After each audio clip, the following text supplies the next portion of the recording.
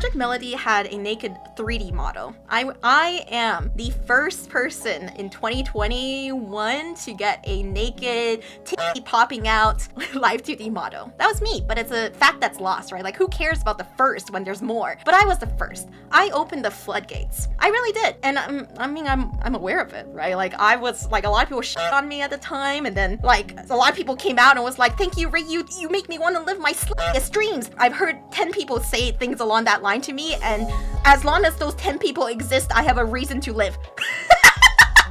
I know for a fact there are 10 VTubers out there living their best lewd slut lives because of me.